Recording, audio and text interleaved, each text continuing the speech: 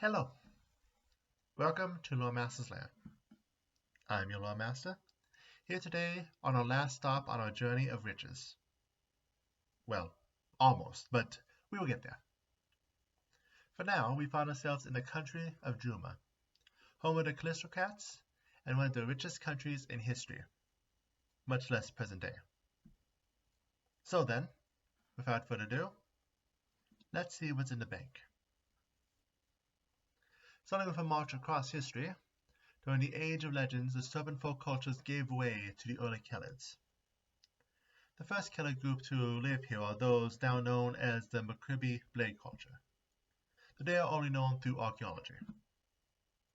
Eventually, as Khelid cultures expanded, it gave rise to the religious order known as the Speakers of the Pale, which both promoted individuality and who also acted as intermediaries with the Fae. Then Earthfall happened, and all cultures fell. But it was orcs who kept the people from rising up as one again. The dwarves who caused the orcs to rise to the surface would inevitably show up, and the humans and dwarfs eventually ran the orcs off. To the Khelids' detriment, as the dwarfs built their capital in the nearby mountains, known today as Five Kings Mountain, and ruled over the humans of Druma, as well as what it is today the nations of Galt, Lorthun, and Mothis, for millennia. While the Khelids were thankful to no longer have to deal with the orcs, there was much tension between them and their new rulers. Cultural clashes resulted in what is now known today as the First Drumish Rebellion, which resulted in the Speakers of the Pale being exiled to what is today known as the Isle of Terror, at the time known as Intepa Isle.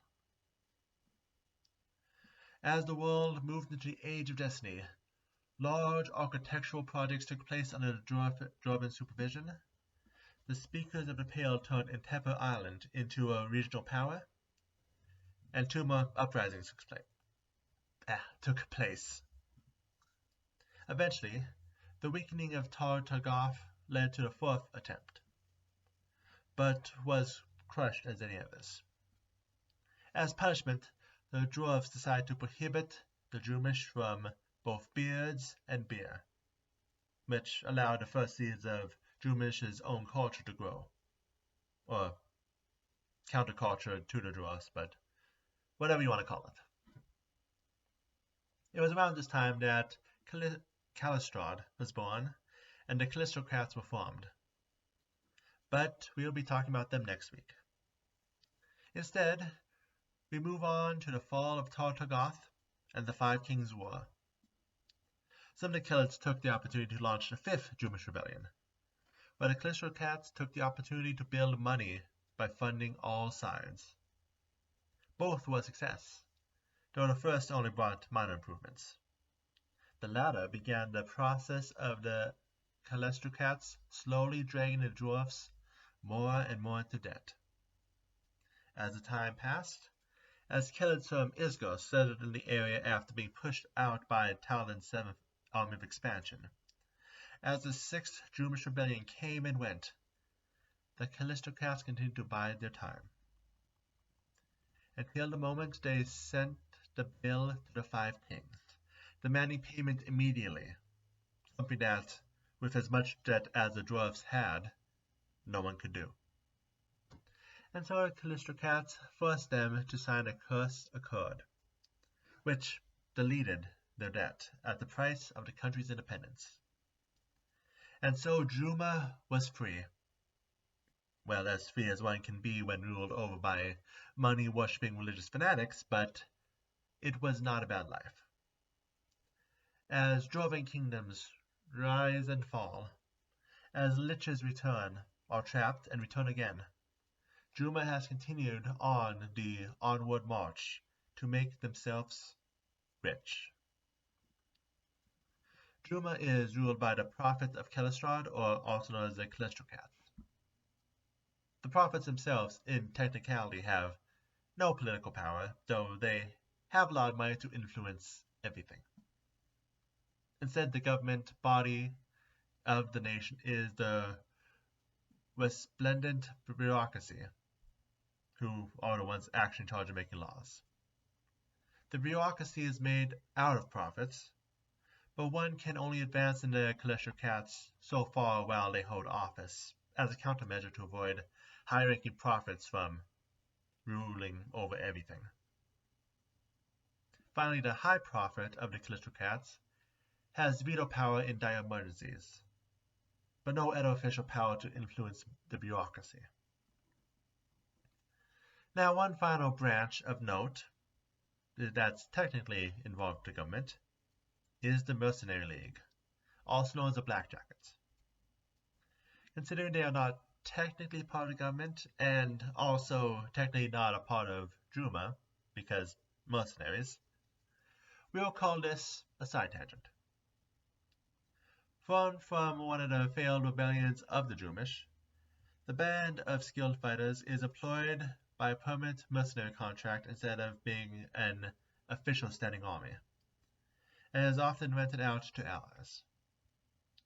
They specialize in small unit techniques, are loyal to money to the point of being resistant to compulsions, and can even teach non-blackjackets to learn how to fight.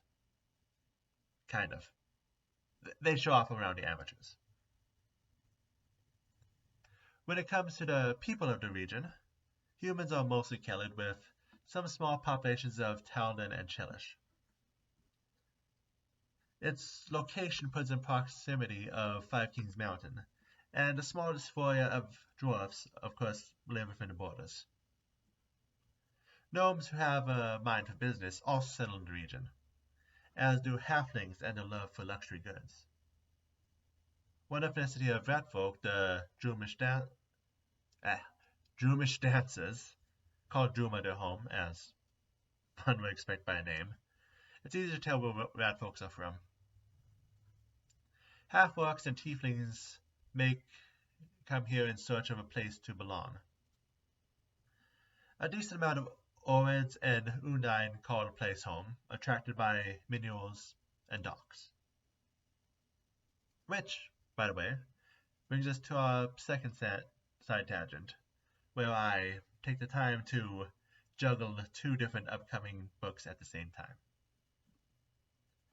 I could talk about Unikin when we get closer to the Rage of the Elemental book, but like I did with automatons, we can get an early look at what we are dealing with, especially when we look at the origins of the name. First, Ifrit are named after demons in Arabic mythology, being the closest to actually being connected to the jinn that Pathfinder has them the children of. Oreids are Greek, being the names of mountain nymphs. Sylphs or Sylphids and Undine were first written about by the alchemist Paracelsus, when he set up the names of various elemental creatures for the four elements. For the record, his fire was salamanders and his earth was gnomes. And we have two new ones coming down the pipe that part of the reason I'm doing this is for a taste of that. So first we have Talos, named after the famed automaton from Greek mythology. A giant fellow who had one single vein of ichor going from his hand down to his foot. As for Ordande, our edition from the Plane of Wood, I unfortunately have nothing. My research is coming up blank except for some similarly named companies. Maybe I'll have more going into the actual Rage of Elementals book when that comes out. But for now, all we have is a big question mark. Anyway, back to Druma. Most of foreign relationships are trade relationships. Let's break them down quickly. Druma is the main trade hub on Lake Incarton, so it of course is in a trade relationship with Nirmathis, Ustalov, Morthune, what was Lastwall, and reluctantly Razmiran. Though the Razmiran prophets are not allowed to spread their religion in the border anymore. If you know about Razman, you know why. Kadira and Absalom, also trade hubs, of course have a constant flow of goods between the three. They play politics with Taldor, Cheliax, and Andoran, but Druma itself is influenced by closer neighbors. Druma and Kionin have had border disputes in the past, though things are cordial at the moment. Likewise, Druma is a major supplier for the Five Kings Mountains. Iskor is another majorly Celid state, and Druma has done much to supply it in the past. For more foreign trade, Druma has long been in a trade relationship with Goka, and has been selling their mercenaries to Tianjin and Linshan. And there are also extraplanar inroads, the most stable being with the plane of Earth.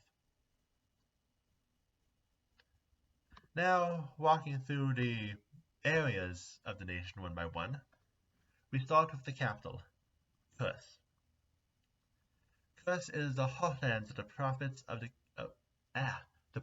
Kilistrad, and therefore where you can find the High Prophet's sanctum, from which he leads the faith.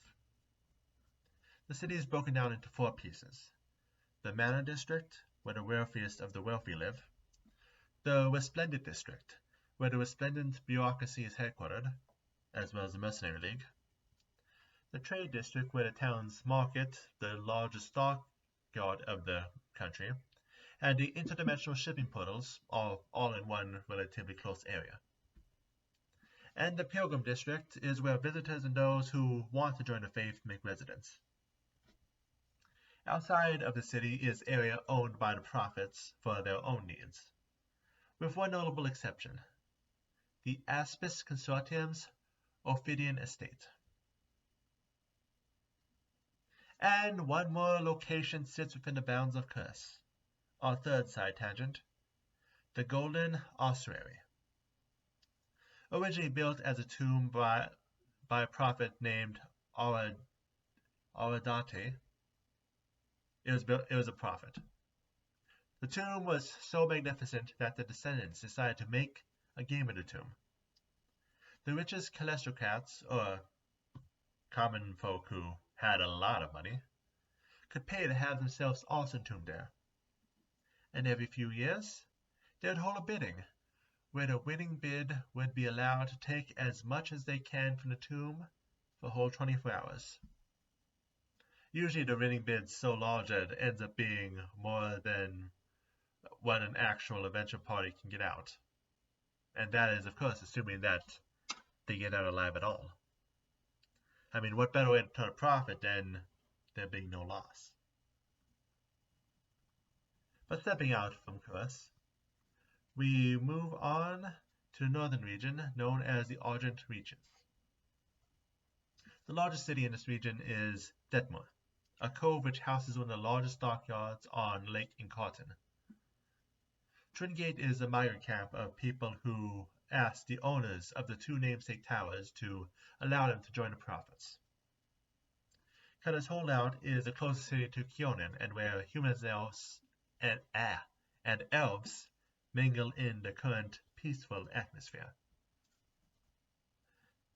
Matricolum's Charge is a small village protected by an occult dragon, which it takes its name from, and who has also been welcomed into the prophets. Other landmarks include Razgor's Camp, which is the hobgoblin camp on the nation's border with Malthun, and the Vault of the Imposter Goblin, a Calistocrat tomb said to have belonged to a goblin who snuck its way into the order. Ruzam, the lands to the east, was once central to Drovan occupation outside the Five Kings Mountain itself. Prophet's Home is where the Mercenary League is trained, making the region the second best guarded. Goshire is a settlement specifically made for the breeding of highly sought-after animals. Lepero is a village where people day and night pan for gold, hoping to get rich.